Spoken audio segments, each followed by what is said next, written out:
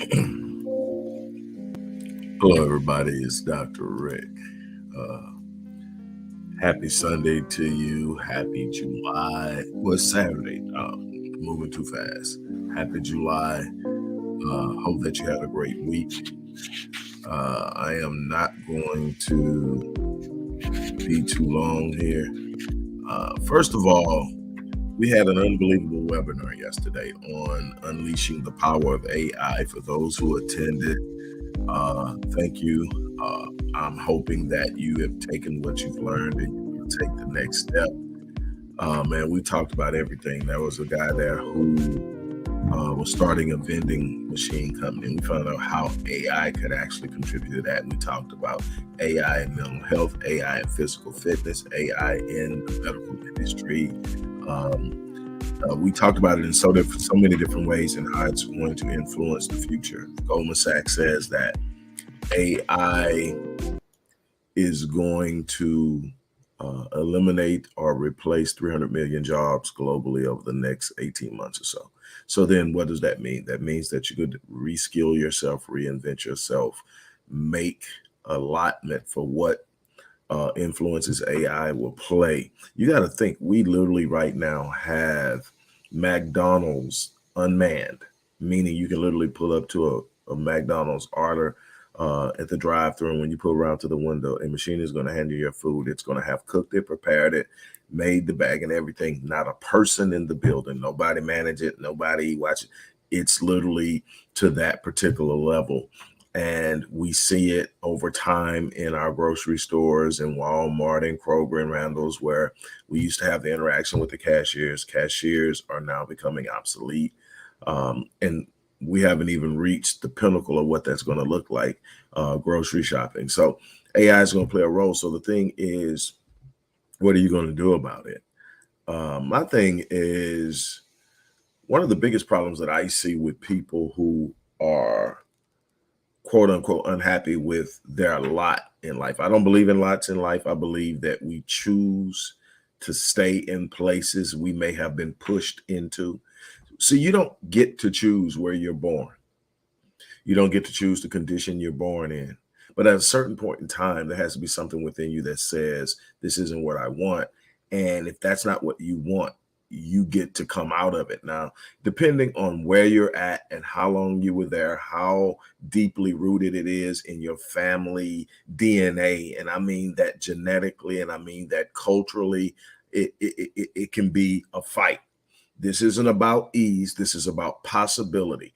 And so what happens? You have to make a decision that this isn't my lot in life. I'm not going to be here. What I see are so many people unhappy. 85% of the people in this country wake up and go to a job every day that they don't like.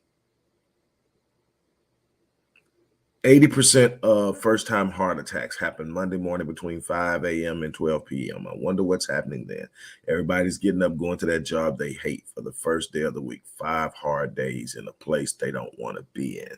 And the truth of the matter is, you have way more control over your life than you believe. The problem is, you can't keep doing what everybody else has been doing. Here's the thing. There's a saying amongst us that if you want a life beyond what everyone else has, if you want that life that's exceptional, that's phenomenal, that's remarkable, that life that other people are looking at, like the people who want something are looking at somebody and saying, man, that's that life right there. I think the term we've been using for the last 10 years is, those are the goals. Marriage goals, love goals, career goals. Those are the goals. Looking at a particular person and seeing what they're doing and saying, those are the goals. Well, here's the thing. They didn't do what everybody else was doing. They did something different. They got outside of the box. They decided, if I am going to get things that other people don't have, I'm going to have to do things other people don't do. And that's problem. Everybody is getting up, going to the default setting in their life and thinking they're going to get exception. Your default setting is average. Your default setting is, if I get up and I do just what I have to do, I'm going to get just enough to get by. I'm going to get just enough to say, hey, I'm here. I'm going to get just enough to say I'm making it. But that's not why you're here. You're not here to make it. So when I created this course, which the webinar was the precursor to the course. I created a course that was comprehensive.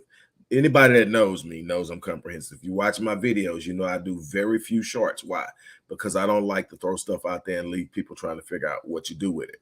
So I'm very, very detail oriented. When I work with my clients, I'm detail oriented. I'm wanting to know where you're at, what you're doing, how you got there, so that I can get you where you're trying to go. That doesn't just pop up and happen. It's detail oriented. So when I create courses, when I write books, that's why you very rarely get a book with 100 or something pages. I don't even count those as books. I count them as guides. All of the books that I count, when I say I've got 26 books published, over 200 pages. Why? Because I want you to really, truly get an understanding of what I'm trying to give to you. I'm not one of those people that come up and say, if you want to get out of this, do this, but then don't tell you how to do it. That's one of the catches that everybody does. Hey, you want to do this? Do that. No, here's what you do. You got to do X, you got to do Y, you got to do Z. And if you do that, then you're going to follow up with this and this and this. It's detail, and a lot of people will turn it off. Because you know what? We've been trained for sensationalism and we've been trained for brevity. So what we want is something real succinct, real sensational, drive our emotion. Doesn't even have to have substance as long as it makes me feel good. All I'm trying to do is feel good for the moment. I'll find something else to make me feel good later.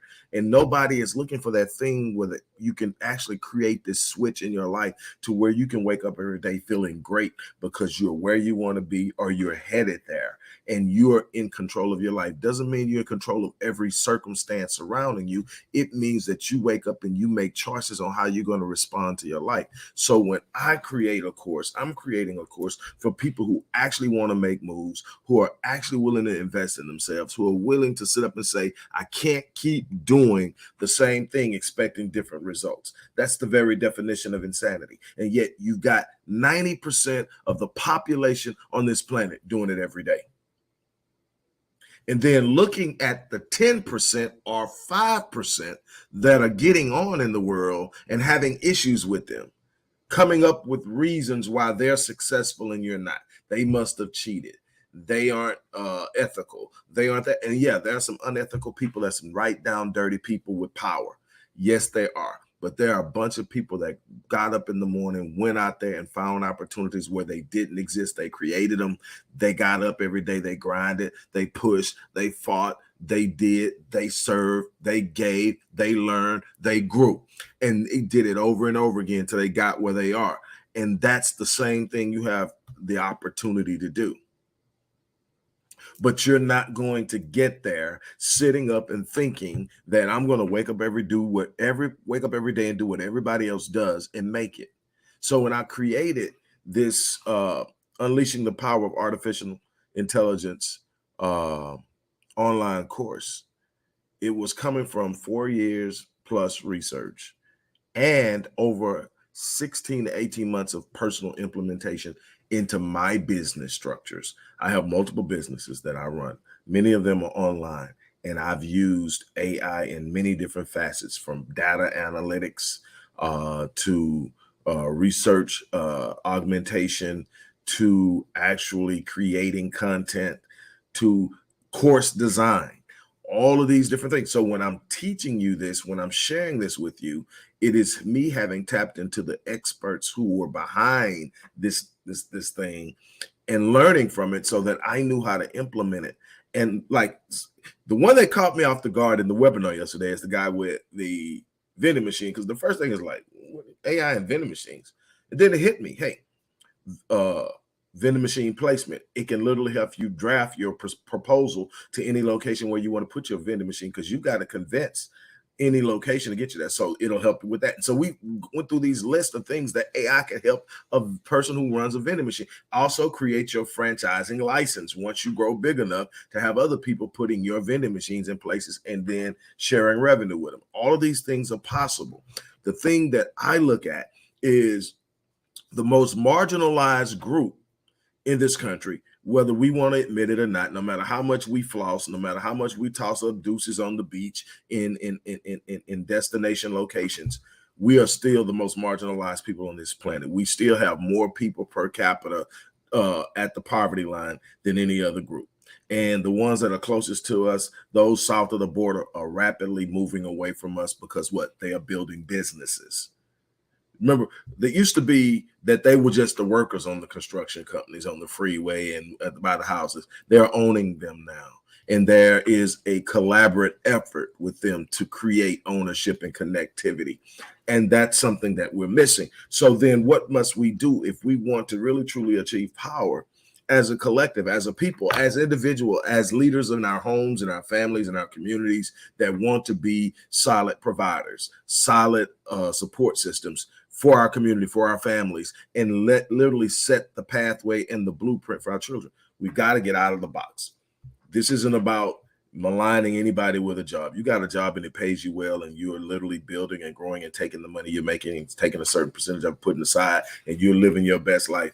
This isn't for you. This is for people that are sitting up there and knowing I'm not at my best. There's something better out from them. These are the people that knowing that they don't work best when they're being micromanaged and told what to do. These are the people who are sick and tired of knowing that even though they're paying me well, I'm making them 10, 15, 20 times more than they're paying me.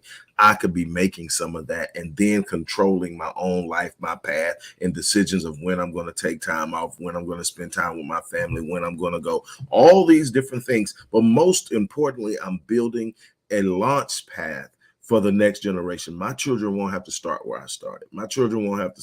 And how do you do that? You're going to have to invest in yourself. You're going to have to build. So when I created the Unleashing the Power of Artificial Intelligence course, it was because I saw, you're talking about something so powerful. No piece of technology has grown at the rate that AI is growing right now. This is the reality of it. Not the internet, not the cell phone, not social media, all those things. And they have, social media has grown at an unbelievably astronomical rate. The internet is unbelievable. You got a juggernaut, which is one of the most powerful forces on the planet, called Google.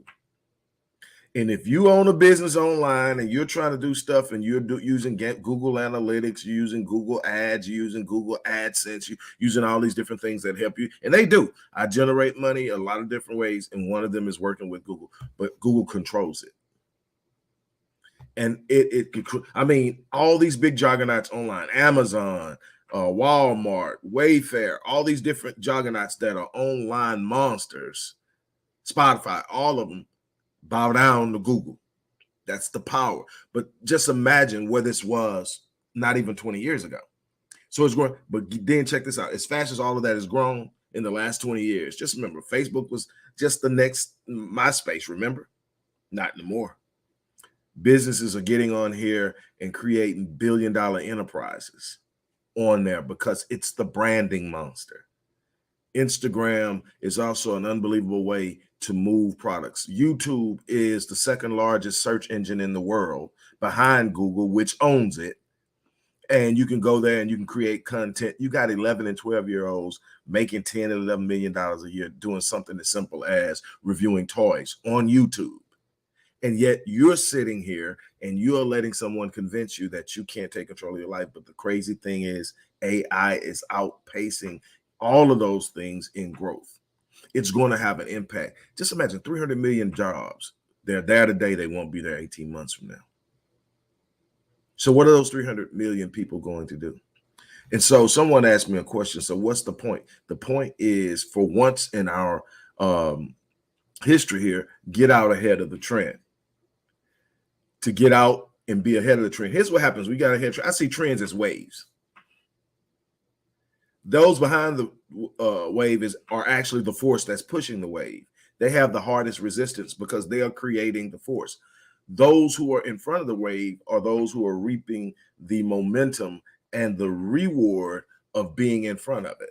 They're getting all the things while everybody else is behind the curve. We've been the ones pushing it. We are the consumers. The ones in front of the waves are the business owners. Those are the trendsetters. Those are the ones that are saying we have advanced and we're moving. We wait for everything to happen. We sit up and laugh at it. We talk about it, that's stupid. And then once it gets going, there we are trying to get ahead of it. We'll buy the hell out of an Apple phone, never invested in Apple. Got a closet full of Jordans, never invested in Nike. Here's the thing. AI is coming. We're already at 4.0. when you talk about just the generative side of AI. We're already at 4.0. 5 is already done. We're waiting for congressional approval. That's how powerful it is. Now, you don't think that the people who already have positions of power are looking for ways to use AI to keep the masses at bay? This whole thing that we talk about with racism is simply the guardian of the gate to elitism. Racism protects the wealthy, using race as a barrier and a creator of buffer zones.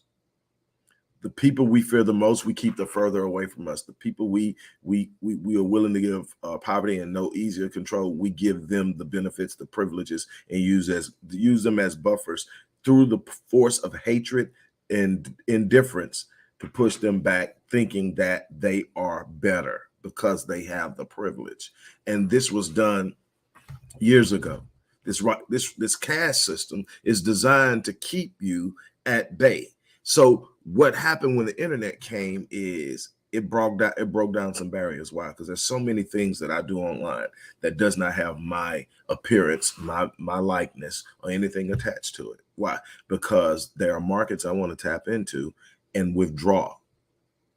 And when I withdraw, I'm not going to go back out and spend it. I have stopped so many of my old spending habits because I realized just what I was doing. I was financing the demise of my people by pouring money that was being paid by other people outside of my race, and then going back and spending it right back. That's why they don't have a problem giving NBA players, NFL players, other athletes and entertainers all this money. Why? Because the first thing we do is we run to white-owned establishments, white-owned fashion companies, white-owned car companies, and we spend exorbitant amounts of money there to prove we've arrived, and we dump all that money that we've earned right back into their economy. So they get to be entertained by us. They use us and our skill sets to build and grow their enterprises and make way more than they're paying us, and then know it's coming back. Why? Because we're trained consumers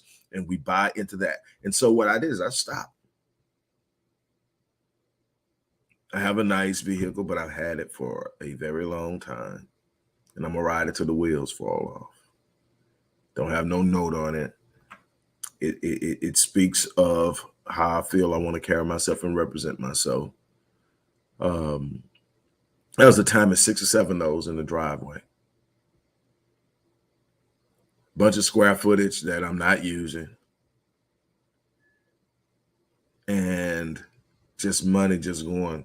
Closet, rival any woman's. Shoe collection, rival any woman. Still got a few shoes and caps. But most of the stuff is just holdovers. Because for a while, I have not been out just splurging and buying because I understand. I'm going to put it in my company. I'm putting the vast majority in the expansion growth of my company. The rest goes off into investments because I understand. And so I invested a great deal into learning AI. Tech wasn't my thing. I got into tech because I needed to understand it to rebuild and rebrand myself online. And so when I created the 7-day online business launch course, that was me taking what I had done for 13 plus years and saying, hey, this is what I've done. It works. Do it. Let me show you how to build a business, start a business, launch a business for little to no startup capital.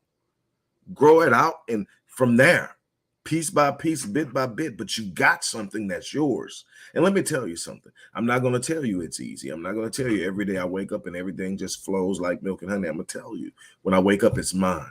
When I wake up, I'm smiling because I'm about to start a day with something that I'm passionate about, something I love, something that I will do long after it stops being financially necessary because I am passionate about it and I love it. But let me tell you something. There's nothing like being able to say, you know what? I went through a very rough time. I went through a divorce last year. I lost one of my younger brothers last year. A couple years before that, I had 5 heart attacks in March of 22. So the last few years has just been this constant barrage of bam, bam, bam. But last year was really tough for me. Anybody that knows how I feel about marriage knows how hard that was for me. But I got to January and I thought, wait a minute. I am so pushed and programmed to sit up and just keep going no matter what. That's how the heart attacks got me. Just would not.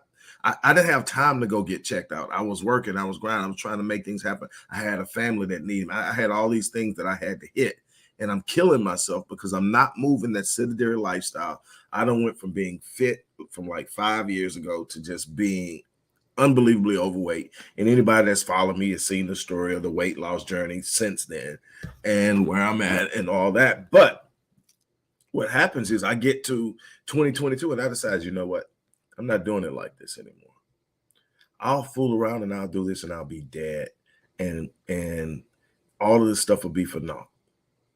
I took 2 weeks off. Mental health. Hit all my clients up. Hit all my associates up. Look, I'm taking 2 weeks off. Didn't have to ask nobody, know why. I built it. Then I decided, you know what? After that 2 weeks, I need this. So I decided, you know what? I'm going to do this once. I'm going to take a week off every beginning of a quarter. Now, I actually jumped ahead. I was supposed to be taking one off this coming week because this is the beginning of the third quarter. However, I did it in June. But I got it mixed up and I did it in June. My people said, well, this isn't it. I said, I'm sorry. I've already set it up. So I won't take one this week, but I'll be October the 1st. I'll be right back at it. But I also decided, you know what? That's going to be at least one day in a week where I'm not going to do anything. Or I'm not going to be under the gun. So I'm not going to work with clients. I'm not going to have anything on my calendar. I'm going to do what I want to do. I might work, but it won't be because somebody has me up against the gun of the cat. So every Tuesday is a mental health day. So I got 2 weeks at the beginning of the year, 1 week at the beginning of every quarter, and one out of every day. And I didn't have to ask anybody because I own it. And that's the beauty of this thing of setting up and creating yourself. Look, this course is unbelievable. We go through everything from understanding artificial intelligence, what is AI, types of AI terminology, benefits of AI for small businesses, improved customer experience, data-driven insights, competitive advantage, AI for individuals, how to apply AI to your everyday life to make your life simpler. So you're talking about visual assistants, smart home devices, recommendation systems. You can literally get AI to make recommendations on everything from purchases to trips to everything else and give you the give you the information and the data behind how the decision and why the decision was made or why the recommendation was made and everything else. Home budgets, family budgets, family planning, investment plans, finances, everything. AI health as well, personalized healthcare, medical diagnosis and treatments. All these things are things that are in this course. AI and finance, fraud detection, robo advisors for investments, automated budgeting and expense tracking, AI and education, getting started with AI, data collection, preparation, identifying AI opportunities. All this stuff is in this course that I created. That's just the syllabus that I'm reading from. And I didn't read the whole thing. I just went through it real quickly. I created it because it's time for us to stop doing what everyone else is doing and do something different so we can get something different, so we can land in a different place, so that we can start taking power. We can talk power all day long. Power is the result of accumulation and acquisition of things. Number one, wealth, knowledge, wisdom, the creation of protocols and agendas that serve strategic plans. If you don't have these things in place and they are not working conglomerately, you are not going to achieve power. You can talk about it, you can wish for it, you can pray for it, you can do all the things you think will get it done. There is a plan. If you sit up, even if you're talking about it from a faith position, if you're a Christian, you are of Jewish heritage, or you of Arab heritage, all of it covered in the Bible. You either the descendants of Abraham, descendants of Isaac, or the descendants of Ishmael, or you have converted by way of Christianity. So you are either basically primarily practicing Islam, Judaism, or Christianity. And then there are some others as well that still follow in the spirituality. But if we're talking about those three that have a Jewish background or a Jewish origin. We'll start there. Here's the thing, that no matter what you look at, you go back, and even when it talks about wealth, it says it is God who gives you the power to get wealth, but it doesn't say it's God that gives you the wealth. You have to go out and create it. But there are principles for creating the wealth. It isn't something you just sit up and you wish on. There are literally principles that have been present as long as you can look back. There's building there. If you go back and you even look at the principle of tithing, I'm about to piss off some pastors, but if you look at the literal principles of tithing and you go back and you look at the law versus the actual practice of the law, wasn't actually that everybody paid tithes. The poor didn't pay tithes. Actually, if you look at the law, there were two principal types that paid tithes. And it identifies a premier type. The two types were those who own herds and those who own crops. Well, why did they pay? Because they owned the wealth. The Levites didn't pay and the poor didn't pay. Why did they pay? They paid because they could afford to pay. So it wasn't everybody paying the 10th. It was specific people paying the 10th, and there were specific rules of how the 10th was going to be paid. And that was to Israel, and that was a derelict of the codices, so that are known as, and it gives it. So I'm not going to get into it any deeper than that. But what happens is they gave because they had. And how did they have? They had no one by own those who own herds and own crops. What did they both own? Land, real estate. And you go on and you find out that there are these principles to building wealth. There's a principle that says that you have to give in order to keep it open. You close your hand, you can't receive. And it seems to be there's this way that it comes out. So no matter how tightly you squeeze, if nothing's coming in, you're losing. So then there's a need to be benevolent. And all of these principles and all these things come from understanding and knowing how to build it. It's a process. It's not a magic trick. We want everything fast in this microwave society. We want it now. And when we can't have it now, then we don't want it. Or we're going to jump from one thing to the next. We're going to demand somebody else gives it to us. No, you're going to wake up and you're going to have to look up and say, hey, look, I'm not happy with the position I'm in. I'm not happy in the state I'm in. I'm not happy with my financial situation. I'm not happy with my relationship. It doesn't mean that I'm going to run for anything. It means that I'm going to work on changing it. I'm going to work on building something, work on doing something. I understand that nobody has it perfect. Everybody who has the things that I look at and think they've got the perfect life, they've worked their ass off to build it, and they're still working on it. And all I get to see is the shine. I don't get to see the work and the grind and the push and the things that are going in the background. It's not meant for me to see. Now, if I get close enough to some people who have success in their life, I'll see what goes on in the background, and it will encourage me with some of the things I'm going. What I'm trying to get you to understand is there's no easy way to the grand life that everybody wants to live, but everybody gets turned around. Let me explain something. It's not how smart you are. It's not about who you know. It's not how great your plan is. It's not how great your strategy is. It's not the situation you were born into. All those things have influences, but none of those things trump your commitment to stay in. It is being able to finish what you start. It is the distance you are willing to go. It is the distance you are prepared to go. If you're not prepared to go the distance, you're not going to achieve the things that you desire in life, because life will pay whatever price you demand of it. But at the end of the day, it's going to make a counter demand. And when I am engaging clients and I'm talking to them, one of the things that I want you to understand is that life will pay whatever price you demand of it. Life will literally give you what you demand of it. Nothing shall be impossible. Nothing good shall be withheld from you. You're promised this. It is a universally established truth, but you got to understand that there are conditions. So when I make a demand on life, life says, I got that for you. It's already there. The moment God says that, what? You shall declare a thing. He told Job, what? You shall declare a thing. And this is the oldest book in the Bible. It was written before Genesis, Job. And so he says, you shall declare a thing and it shall be what? Established for you, so that light will shine on your path. So the moment that I declare a thing, it's already established. And then the pathway is lit up. Here's the problem though. You've established it, but you've got to walk it out now. So then I've established, you should declare a thing. So now I've established it. Here's the thing though. Here comes the conditions. This is what people bought.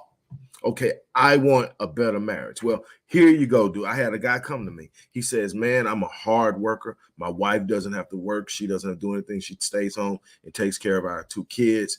I make sure they have everything they need.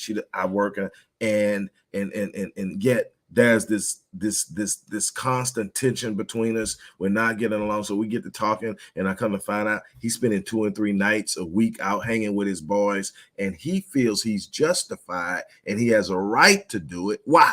Because he's the provider. Well, first of all, you're supposed to be the provider. Now, if you're starting out or whatever's happening and you need help, there's nothing wrong with saying, hey, we're trying to build something. I need you to help me for a while. But when you get to a point where you're established and you're the provider, yes, you should be acknowledged for it because you're doing what you're supposed. I'm not one of those people that believe because you're doing what you're supposed to be doing, it don't count. No, it counts. How many people aren't? How much of the world is just in turmoil because people aren't doing what they're supposed to do? So you find somebody doing, yes, ain't no damn job you're gonna go on that you're doing what you're supposed to do. They're not gonna acknowledge you on. But that's what we want to do in the home is we want to sit up and say, hey, that's what you're supposed to do. I'm not giving you credit for that. You're supposed to be in the kitchen cooking. You're supposed to be working. Yeah, I am. I'm not asking for praise, but I want you to acknowledge that I'm holding down what I'm supposed to be holding down. Anyway, look. Here's the thing. So you're doing this thing and he's doing it, but he's thinking that gives him a right to put his wife in a lower level. And so I had to explain to him, first of all, that what she's doing is just as honorable as what you're doing. Matter of fact, I think it's more honorable. She's educating your seed. She's nurturing your seed. She nurtured it while she carried it. She's nurturing your seeds now as the mother, and she is preparing them to be fathered and parented by you. She's doing the first phase of this thing while you're out there doing that, so that when it's time for you to step in for the little boy and the little girl, because you're the source of identity either way, it's when it's time for you to step in, you step in, right? Okay, but here's the thing. You've got to honor her in the same way you want her to honor you. The same way you want to be acknowledged for being the provider. She wants to be acknowledged for being the nurturer. And she wants to be held in equal esteem, and she deserves to be. So then there should be nobody, including your boys, that come before her. So if you want a better marriage, the demands you make on life, you're going to have to meet the counter demand. Put her first. Now, here's what happened. He went and did what I told you to do, but he did it begrudgingly. So what did she do? She is what we see visually. And I don't just mean with our eyes. I mean, we are the ones, the holder of the vision. That's why it says, right, the vision. We're the ones with the vision. So we think visions. We see, we discern through our sight. She has what? Discernment. She has intuition. So what does she do? She feels you're doing it, but you don't want to do it. That's worse than not being. That's worse than not being there. You're here, but you are here begrudgingly. She thinking that you might as well go. So he comes back and tells me it doesn't work. So we get to it. I tell him, look, you better start seeing the value in this woman before you don't have this woman. And so he goes back, and this time he starts to see it. And now I'm like, hey, number one is your boys should love you enough to tell you to be home. You need to start making sure you're around the right people, because your boys will say, man, we spent, I ain't going on there, man. We went out last week. You need to be at home. So he went from seeing his boys 3 times a week to seeing his boys maybe twice a month, and so things went great, but he had to meet the counter demand. He had a demand on life, but he didn't want to give anything to get. That's not how life, God designed this world to be a world of what? Reciprocity, a world of sowing and reaping. You want the harvest, but you don't want to sow. You want the promise, but you don't want the process. You want all these. That's not how it works. So what I'm trying to get my people to see is you can't keep demanding greater things with mediocre behavior, mediocre mindsets, mediocre standards that you're operating by. This is a chance for us to really, truly climb and get out. Create these courses. And something else. While I have a healthy non-Black roster and clientele, I don't advertise to them. They come find me. I advertise to the people that I'm really trying to lift and help, because they're the hardest to reach. They're the hardest to convince. They're the hardest to help. And so when I'm doing this, I'm not there. There are more people from outside looking like me, my people, that come to me for the things I do in every area. Now, there's stuff I do from the Odyssey Project solely for us, but I still get support and ideas and pushes, like, with what I did with the workshop on adverse childhood experiences. We really truly have to look at where we're at and what we're doing. But I do this because I believe in us. I believe in our genius. I believe in our gifting. I believe in the power of our resilience. And that's why it's so frustrating to see that we haven't moved one iota. Matter of fact, we've regressed uh, since the 60s. We've regressed significantly. We have been stagnant in home ownership. The wealth gap has widened. We are becoming less and less relevant politically. Why? Because we're refusing to build. We're caught up in what we look like. You can just look at different things in different phases. We are sold out on being the loudest, and I mean that visually and audibly, but having the least. And time is out from that. When you have power, you can move quietly, and your power is felt. You don't have to say a whole lot. You don't have to flex and posture. You make moves. But in order to make moves, you got to develop an awareness of how the game is played. You got to develop awareness of what's going on.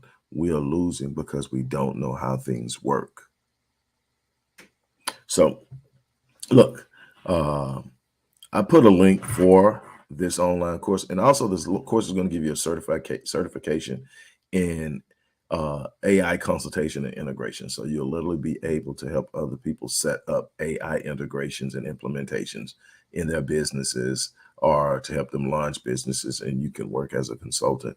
Um, and my academy is nationally accredited through the Crystal Rain Institute, which I sit on the board of, and I've written a lot of curriculums for, and its accreditation sits under the University of North Carolina at Chapel Hill.